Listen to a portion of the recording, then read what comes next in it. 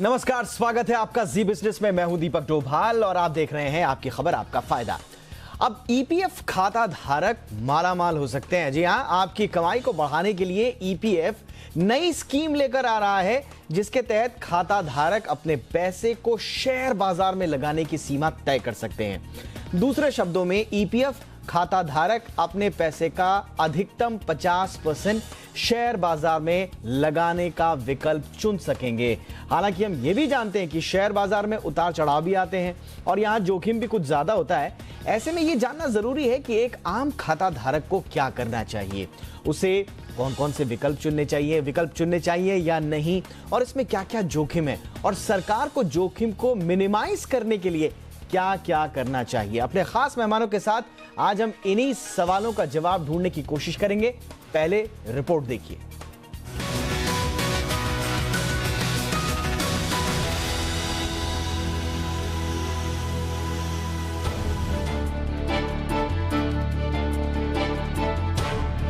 EPFO अपने subscribers के लिए इक्विटी में निवेश का एक नया विकल्प लेकर आ सकता है, जिसके तहत आप थोड़ा जोखिम उठाकर ज्यादा कमाई कर सकते हैं। अभी ईपीएफ पर सीमित ब्याज मिलता है, इसलिए इक्विटी एक अच्छा विकल्प हो सकता है। अभी ईपीएफओ अपने फंड मैनेजर्स के जरिए शेयर बाजार में 15% तक निवेश करता है। अब वो इसे बढ़ाकर अधिकतम सीमा 50% तक करने की योजना बना रहा है। अच्छी बात यह है कि इसमें भी एनपीएस की तरह लोगों को शेयरों में निवेश की सीमा तय करने का अधिकार मिलेगा। ईपीएफओ को ऐसा क्यों करना चाहिए, इसे भी हम एक्सप्लेन कर देते हैं। एक सर्वे के मुताबिक 61% लोगों का मानना है कि ज्यादा रिटर्न के लिए उनके प्रोविडेंट फंड का कुछ पैसा शेयरों में निवेश करना चाहिए, जबकि 25% लोगों को लगता है कि शेयर बाजार में निवेश करने से उनको ज्यादा लाभ मिलेगा। वहीं 14% लोगों का मानना है कि प्रोविडेंट फंड के पैसे पर रिस्क नहीं लेना चाहिए। इससे साफ होता है कि ज्यादातर लोग ईपीएफ का पैसा शेयर बाजार में लगाने के पक्ष में हैं। अब ये भी जान लेते हैं कि इससे फायदा कितना होगा। इसके लिए एनपीएस को मिसाल के रूप में ले सकते हैं। ईपीएफ सब्सक्राइबर्स को इस समय 8.5% ब्याज मिल रहा है, जबकि एनपीएस में 50% पर इक्विटी विकल्प चुनने वालों को 12% का रिटर्न मिल रहा है। ऐसा नहीं है कि शेयरों में निवेश से सिर्फ फायदा ही फायदा होगा, यहाँ जोखिम भी बहुत ज्यादा है। शेयरों में उतार चढ़ाव बहुत ज्यादा होता है, मगर यहाँ समझने की जरूरत है ईपीएफओ जो भी निवेश करता है वो किसी बड़े फंड मैनेजर्स के जरिए होता है, और ये फंड्स हमेशा सुरक्षित ब्लू चिप कंपनियों में निवेश करते हैं। ऐसे में जोखिम होगा, मगर बहुत ज्यादा नहीं होगा। कुल मिलाकर कहा जा सकता है कि ज्यादा रिटर्न के लिए कुछ जोखिम तो उठाया ही जा सकता है। ब्यूरो रिपोर्ट, जी मीडिया। चलिए, और इस मसले पर ज्यादा बातचीत के लिए इस वक्त हमारे साथ जुड़ चुके हैं certified financial planner Harshvardhan Rungta साहब। रूंगटा साहब, बहुत बहुत स्वागत है सर आपका। सर, कैसी लगी ये स्कीम और फिलहाल किस लेवल पर है ये सर अभी? कब तक ये लागू होगी? क्या क्या होगा इसमें एक आम आदमी के लिए? वेल दीपक, ये जो बात हो रही है कि अगर एक ऑप्शन दिया जाता है कि एफ के भी कॉन्ट्रीब्यूशन जो करते हैं उनको इक्विटी में एक्सपोजर दिया जाए, तो ये एक लॉन्ग टर्म प्रोडक्ट है। अगर हम पेंशन की रिक्वायरमेंट की बात करते हैं, जो रिटायरमेंट कॉर्पस इकट्ठा होता है वो लॉन्ग टर्म प्रोडक्ट ही है। तो डेफिनेटली अगर हम बात कर रहे हैं लॉन्ग टर्म इन्वेस्टमेंट की, तो इक्विटी एक एसेट क्लास है जो आपको लॉन्ग टर्म में इन्फ्लेशन से ज्यादा रिटर्न देता है। तो अगर उस पैमाने में बात करें तो ये बहुत ही पॉजिटिव मूव है। अब ये कब तक लागू होगा और इससे क्या मोडेलिटीज होगी, आई थिंक जब इसकी फाइन प्रिंट्स आएंगी बाहर तब ज्यादा क्लैरिटी से पता चले। और सर, हमने देखा है कि एनपीएस की एक मिसाल हम सबके सामने है। उसमें 50% इक्विटी प्लान जो लोग चूज करते हैं, मोटा मोटा अनुमान ये कि लगभग 12% का रिटर्न इसमें है। तो कोई अनुमान फिलहाल इस लेवल पे हम लगा सकते हैं कि इसमें कितना % रिटर्न हमको मिल सकता है? जी नहीं, एक्चुअली एनपीएस ने जो ऑप्शंस दिए गए हैं, तो ऑब्वियसली उसमें भी ये एनपीएस क्योंकि एक रिटायरमेंट प्रोडक्ट है, वो रिटायरमेंट के बाद पेंशन के हिसाब से ही लोग इन्वेस्ट करते हैं, और जो अक्सर जो टाइम होराइजन होता है वो मिनिमम 10 साल 15 साल का होता ही है। तो जैसे मैंने पहले कहा कि अगर आप लॉन्ग टर्म इन्वेस्टमेंट देख रहे हैं तो इक्विटी एक अच्छा एसेट क्लास है। अब आपका जो सवाल था कि उसमें क्या हम रिटर्न एस्टिमेट कर सकते हैं, तो वेल क्योंकि हम इक्विटी के इन्वेस्टमेंट की बात कर रहे हैं, कोई भी एक अनुमान लगाना कि 10 साल बाद या 15 साल बाद हमें कितना रिटर्न एक्चुअली मिलेगा, ये बहुत ही मुश्किल होता है। एक चीज हम जरूर कह सकते हैं कि जो रिटर्न आपको फिक्स इन्वेस्टमेंट से मिलते हैं, फिक्स इंस्ट्रूमेंट से मिलते हैं, जो आपकी बॉन्ड्स हो गए या एफडीज हो गई, उनसे आप इक्विटी में ज्यादा रिटर्न एक्सपेक्ट डेफिनेटली कर सकते हैं। कितना ज्यादा एग्जैक्टली होगा ये एक्चुअली अनुमान लगाना या एक एस्टिमेट लगाना गलत होगा।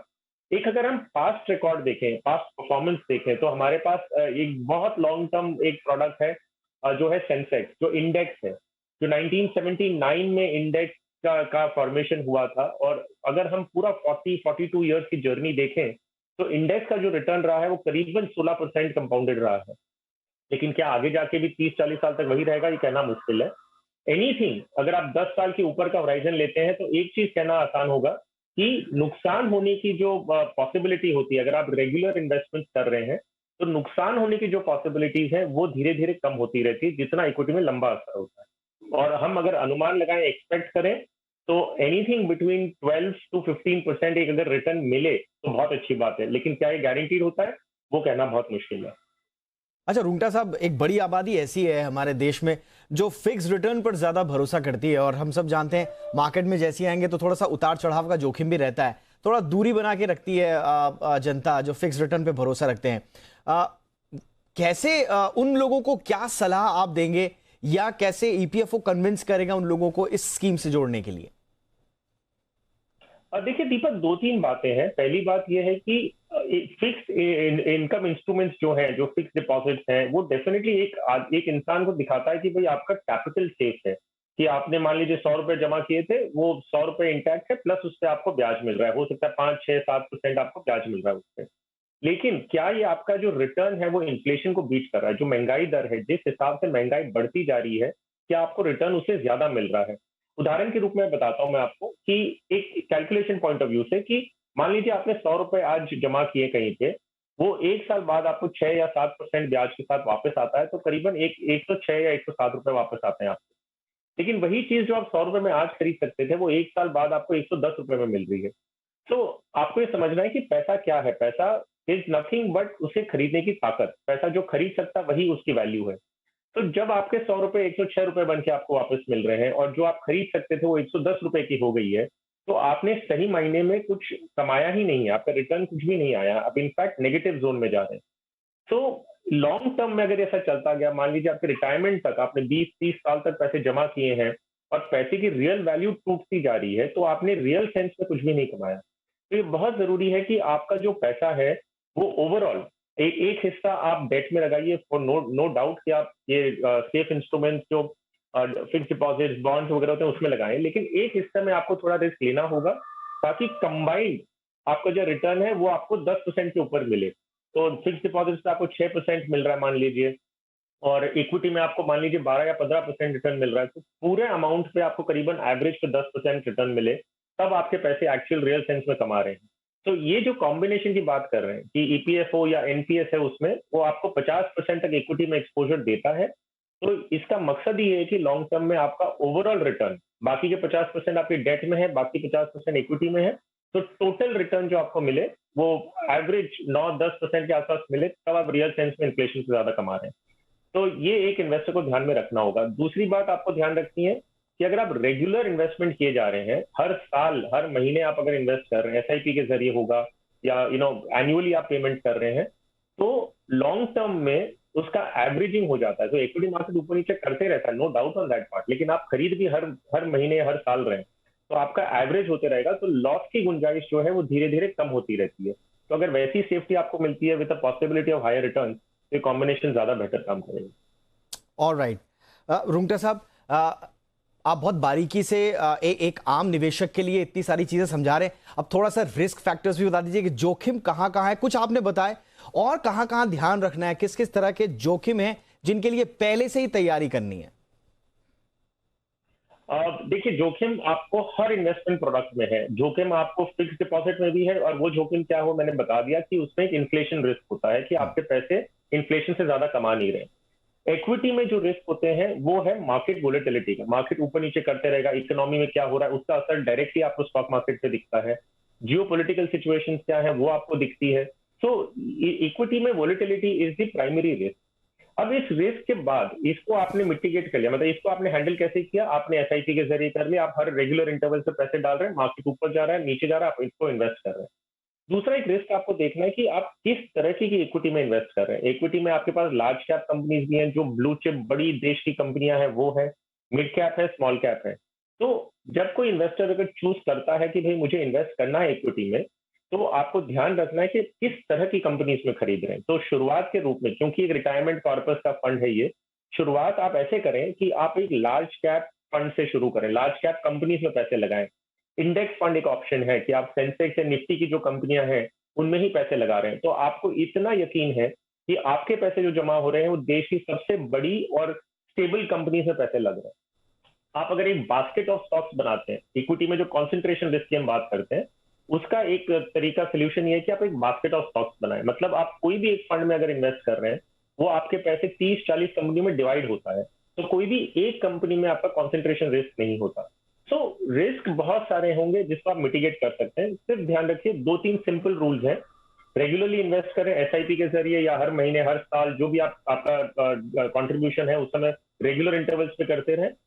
जो फंड आप सिलेक्ट करें, मुझे यकीन है कि ईपीएफओ भी जब इंट्रोड्यूस करेगा आपको लार्ज कैप ईटीएफ या इंडेक्स फंड से ही शुरू करेगा, तो आप उसमें पैसे लगाएंगे तो आपको इतना यकीन होगा कि आप अच्छी कंपनीज में कर रहे हैं। फिर आप लॉन्गर टेन्योर पे आप जब इन्वेस्ट करेंगे, एवरेज रिटर्न आपका डेट और इक्विटी का अगर 9-10% के आसपास आता है आपको, तो आपने बहुत अच्छा अपने लिए किया है। ओके, ऑलराइट, रुंगटा साहब हमारे साथ इस वक्त एक खास मेहमान और जुड़ चुके हैं। ईपीएफओ के मेंबर प्रभाकर जे वानासुरे साहब हमारे साथ जुड़ चुके हैं। वानासुरे सर, बहुत बहुत स्वागत है सर आपका। सर, आपसे सबसे पहले यही समझना चाहेंगे, खबर सुनकर बहुत सारे निवेशक बहुत उत्साहित भी हैं, हमारे दर्शक भी होंगे, लेकिन प्लान क्या है सर आपका, और ये स्कीम कब तक आएगी प्रिसाइजली?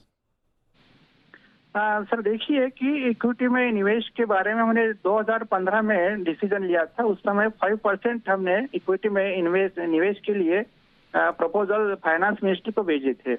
तो उस समय फाइनेंस मिनिस्ट्री ने हमें 5 से 15% का निवेश के लिए परमिशन दी है। 5 से हम बढ़ाते 15 तक अब पहुंच गए हैं। अभी सिचुएशन ऐसी है कि इसमें और बढ़त करनी चाहिए।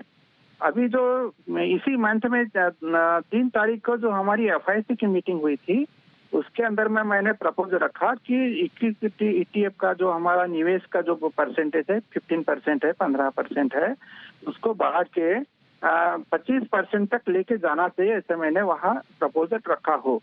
अभी कैसा है कि अभी आने वाली नेक्स्ट मीटिंग में उसको मैं राइटिंग में प्रपोजल रखने वाला हूँ, और फिर प्रपोजल फाइनेंस मिनिस्ट्री को जाएगा। फाइनेंस मिनिस्ट्री से परमिशन मिलेगी, क्योंकि ईपीएफ में जो भी है इन्वेस्ट करते हो फाइनेंस मिनिस्ट्री की गाइडलाइन से होते रहता है। तो इतना जरूरी है कि इक्विटी में जो अभी हमारा 15% है उसको बढ़ा करनी बहुत जरूरी है, क्योंकि लोग अभी यही चाहते हैं कि उनके जो इन्वेस्टमेंट है उसको हमारा रिटर्न अच्छा मिलना चाहिए करके। तो ये तो सही है कि इसमें इन्वेस्ट में इक्विटी में परसेंटेज हमारा 15 से 25 तक लेके जाना जरूरी है। ओके, तो यानी कि 15 से 25 तक लेके जाने का आपका फिलहाल प्लान है। सर, मैं रुंगटा साहब से भी बात पूछ रहा था, जैसे कि एनपीएस हमारे सामने एक मिसाल है जिसकी हम बार बार बात भी कर रहे थे। अगर 50% अगर हम इक्विटी प्लान चूज करते हैं तो फिर 12% का रिटर्न है। सर, आप लोगों का कोई ऐसा रिटर्न का कोई अनुमान है कि कितना % रिटर्न मिल सकता है एक निवेशक को?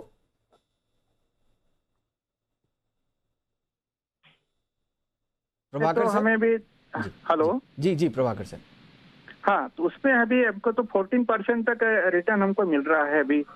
लास्ट अभी जो मार्च का हमारा जो फिगर्स है वो 1,22,000 हमारा इन्वेस्ट हो चुका है इक्विटी में। और उसमें अभी हमारे को 14.67% रिटर्न आ रहा है अभी हमारा। जिसकी भी नोशनल वैल्यू जो है 1,22,000 करोड़ की जो है उसका नोशनल वैल्यू हमारा 1,60,000 है अभी हमारा, यानी 14% हमारा रिटर्न आ रहा है। रिटर्न अच्छा मिल रहा है अभी हमें। 14% तक रिटर्न। Alright sir. अच्छा सर, निवेश का क्या प्लान है आप लोगों का? अपना फंड मैनेजर होगा, बाहर से फंड मैनेजर हायर करेंगे, इस बारे में कोई प्लान? नहीं, हमारे तो 2 फंड मैनेजर अभी है। एसबीआई म्यूचुअल फंड है और यूटीआई म्यूचुअल फंड है। ये 2 हमारे निवेश इक्विटी के लिए निवेश करते हैं। तो आप उन्हीं फंड मैनेजर्स के साथ आगे जाएंगे इस पूरे प्लान? हाँ।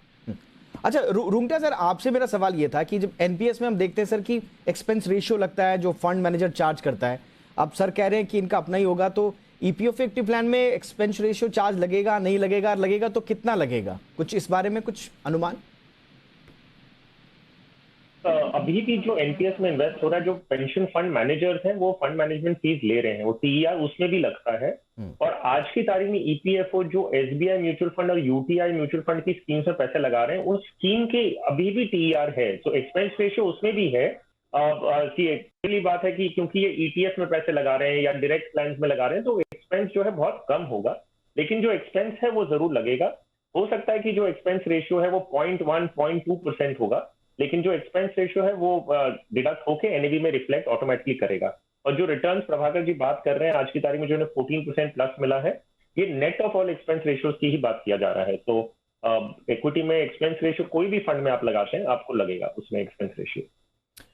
जिसे कहेंगे चिंता भी है, उस पर सवाल पूछना इसलिए भी लाजमी है क्योंकि पिछले साल संसदीय पैनल ने इन्वेस्टमेंट पर सवाल उठाए थे, ईपीएफओ को इक्विटी मार्केट में निवेश पर जो आप लोगों ने किया था, उस पर संसदीय पैनल का साफ तौर पर कहना था कि मार्केट में गिरावट की स्थिति है, ऐसे में इसमें निवेश करने की क्या जरूरत है। इस मोर्चे पर कैसे आप चिंताओं को दूर करेंगे या अब तक की है आपने? नहीं, देखिए सर, मार्केट तो अप एंड डाउन होते रहने वाला है और इक्विटी पे जो इन्वेस्ट करते तो रिस्क उठानी पड़ेगी। और इसके साथ में भी यही हम सोचना भी है कि हमारे जो मेंबर्स है, सब्सक्राइबर्स है, उन्हें अच्छा से अच्छा रिटर्न मिले, ये भी हमको देखना है। तो इसलिए रिस्क तो उठानी पड़ेगी है, क्योंकि जीसेक में हम और या एसडीएल में इन्वेस्ट करते हैं तो उसमें उतना रिटर्न हमको नहीं मिल पा रहा है। जब ये रेट ऑफ इंटरेस्ट जो डाउन हो गए हैं, इस वजह से दोनों में, गवर्नमेंट सिक्योरिटी में या फिर एसडीएल में जो स्टेट डेवलपमेंट ये अंदर में, उसमें उतना रिटर्न नहीं मिल रहा है। तो इक्विटी में अच्छा रिटर्न आ रहा है, इसी वजह से हमने लास्ट ईयर जो 8.55 रेट ऑफ इंटरेस्ट हम दे पाए थे, तो इसी वजह से कि इक्विटी की वजह से दे पाए। तो इक्विटी में ज्यादा से ज्यादा इन्वेस्ट होगा तो रिस्क तो है, इसमें कोई डाउट नहीं है कि रिस्क है, सभी का डिफरेंट ओपिनियन होता है कि रिस्क है। अभी हमारी ह्यूमन लाइफ में भी रिस्क है सर, बिल्कुल। तो ये तो मार्केट है, तो मार्केट अप एंड डाउन होता है और आने वाले फ्यूचर्स तो यही बता रहे हैं कि मार्केट अच्छा बून होने वाला है, अब जाने वाला है। तो इसमें इक्विटी में इन्वेस्टमेंट को करना बहुत जरूरी है। रुंगटा सर, आप सहमत हैं प्रभाकर जी की बात से? जी हाँ, तो दीपक पॉइंट बहुत क्लियर है कि इक्विटी मार्केट में, जैसे मैंने पहले भी समझाया कि रिस्क तो है, रिस्क हर चीज में है, आप उसे मिटिगेट कैसे करते हैं, उसे हैंडल कैसे करते हैं, वो जरूरी है। एक और छोटा सा उदाहरण देता हूँ कि आप कोई भी अगर आग से खेलते हैं तो वो रिस्क है, राइट, फायर रिस्क है, लेकिन वही आग को अगर आप एक बर्नर में डालें तो गैस का काम करती है। सो रिस्क हर चीज में है, आप उसे हैंडल कैसे करते हैं वो जरूरी है। तो जैसे मैंने 2-3 चीजें बताई थी कि आप अगर रिस्क जो भी है उसके सामने आप उसे हैंडल कैसे करते हैं। तो इक्विटी में वॉलेटिलिटी रिस्क है तो आप एसआईपी के जरिए कर रहे हैं, लॉन्ग टर्म में रहेंगे तो ऑब्वियसली आपको ऐसे दिखता है कि इकोनॉमी प्रोग्रेस करेगी तो उसमें रिटर्न आपको ज्यादा मिलेगा। तो रिस्क है, उसे आप हैंडल कैसे करते हैं वो जरूरी है। ऑलराइट, प्रभाकर सर, एक और चीज, एक बड़ी आबादी से, मैंने रुंगटा सर से भी ये सवाल पूछा था, एक बहुत बड़ी, इसी से जुड़ा हुआ ही सवाल है मेरा, एक बहुत बड़ी आबादी है सर हमारे देश की जो बिल्कुल फिक्स रिटर्न पर भरोसा करते हैं, जैसे ही बाजार का नाम आता है वो थोड़ा सा वो भी दूर हो जाते हैं कि बहुत सारा रिस्क है, उतार चढ़ाव बहुत होगा। ऐसे निवेशकों को आप कैसे कन्विंस करेंगे सर? अभी हमारे जो यहाँ है मेंबर सब्सक्राइबर्स हमारे 7 करोड़ करीब है। अभी पहले जो मेंबर्स थे हमारे उतने ज्यादा एजुकेटेड नहीं थे, अभी एजुकेटेड मेंबर्स बहुत बढ़ रहे हैं और वो यही चाह रहे हैं कि हमारा निवेश अच्छे से अच्छे जगह होना चाहिए और रिटर्न हमको मिलना चाहिए। क्योंकि अभी 12% हमारा जो कंट्रीब्यूशन हम एम्प्लॉय से ले रहे हैं, अभी 40% तक ऐसे एम्प्लॉयज है जो अपना 12% से ज्यादा इन्वेस्ट कंट्रीब्यूशन अपना दे रहे हैं। वो इसलिए दे रहे हैं कि उनको अच्छा रिटर्न मिलना चाहिए। मार्केट में जो फिक्स डिपॉजिट में या अदर इसमें वो इन्वेस्ट कराते हैं, निवेश कराते हैं, तो उनको उतना रिटर्न नहीं मिल पा रहा है। अभी इक्विटी में उनको पता है कि 8.5 हमको या रेट ऑफ इंटरेस्ट मिला है, जो फिक्स डिपॉजिट या इससे बहुत 2% से भी ज्यादा हो रहा है। तो आने वाले जो जनरेशन है या जो भी मेंबर्स है वो तो क्वालिफाइड आ रहे हैं और वो तो यही चाह रहे हैं कि उनको उनके इन्वेस्ट पे अच्छा रिटर्न मिलना चाहिए।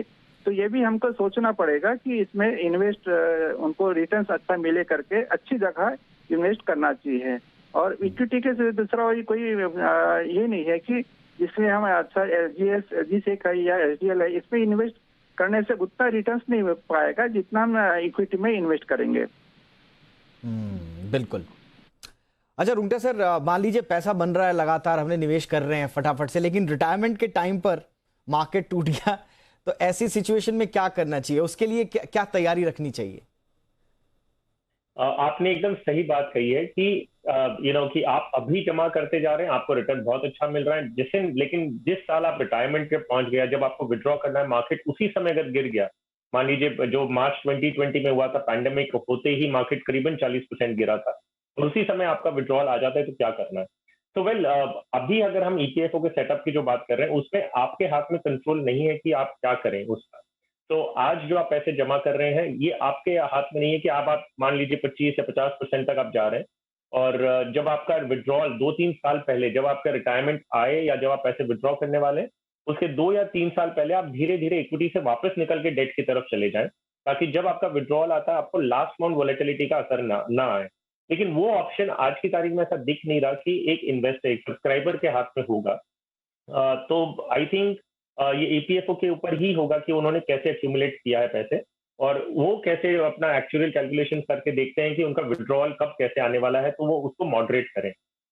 दूसरा तरीका ऑफ कोर्स ये है कि जब आप अपना पैसा इन्वेस्ट कर रहे हैं over a longer period of time, तो मान लीजिए 10 साल या 15 साल तक आपने लगातार जमा किया है और मार्केट अच्छा रिटर्न दिया है। अगर लास्ट मोमेंट पे जाके भी अगर 10, 20 या 40% मार्केट गिरता है, तो जो गेन्स में से ही, आपके प्रॉफिट में से ही जाएगा। तो मेरा अनुमान ये है कि अगर आपको मान लीजिए 10 या 14% रिटर्न कंटिन्यूसली ओवर 10 या 15 या 20 ईयर्स तक मिला है, और एंड में जाके अगर मार्केट आधा भी हो जाता है, तो भी आपका जो नेट रिटर्न होगा वो फिक्स डिपॉजिट के आसपास है, उससे ज्यादा होगा। तो वॉलेटिलिटी को आपने over a continuous period of time mitigate किया है, जब आपने एसआईपी के जरिए करते गए, हर महीने जमा कर रहे हैं या हर साल जमा कर रहे हैं, तो एंड में अगर मार्केट थोड़ा गिरता भी है, तो आई एम रीजनेबली श्योर कि आपका जो कुशन है वो काफी अच्छा रहेगा, कि आपको फिर भी फिक्स रिटर्न इंस्ट्रूमेंट से ज्यादा रिटर्न मिले। चलिए, बहुत बहुत शुक्रिया आप दोनों का। ईपीएफओ के इक्विटी प्लान पर आपने हमारे दर्शकों की बहुत बारीक और जरूरी तैयारी करवाई। आप दोनों का बहुत बहुत शुक्रिया। प्रभाकर सर, आपने वक्त निकाला, thank you so much. Rungta ji, आपने भी हमारे दर्शकों के लिए बहुत महत्वपूर्ण जानकारी दी, आपका भी बहुत बहुत शुक्रिया। चलिए, इसी के साथ तो ये था आज का आपकी खबर आपका फायदा। इजाजत दें, देखते रहें जी बिजनेस। नमस्कार।